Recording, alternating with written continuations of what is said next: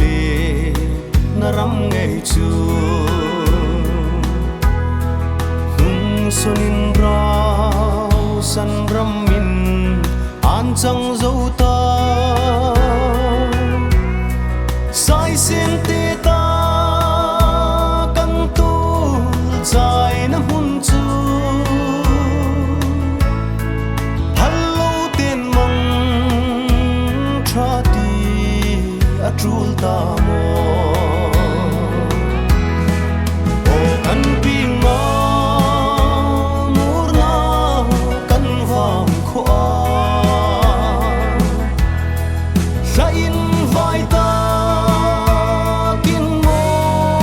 ma du zam kan ni sa in seng na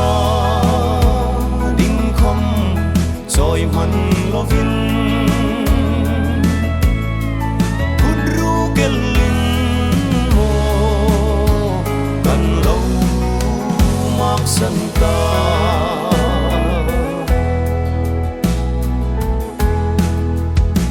thim zir na le dun sin kan rel na ngai lai đi hai le bi thu kan lo tim na chen le ru le mangai lung dit hai le leng lai nun khu kan pha na vang kho pui o kan pi ma mur na kan vang kho sa in vai ta kin mo ma du zam kan ni sa in seng na ding khom choi man lovin kudru kelin mo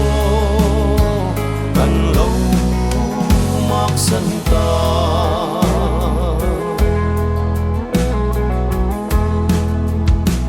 hun bik lo ma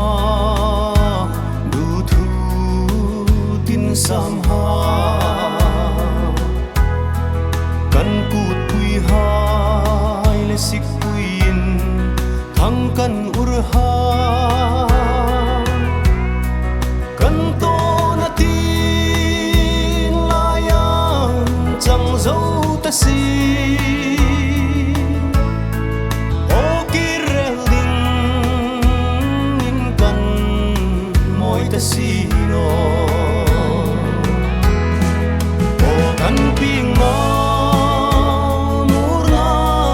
kan vang kho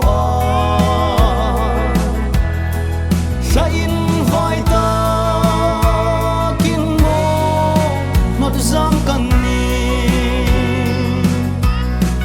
sa in seng na ding khom choi man lovin kudru kelin mo kan lo mak san ta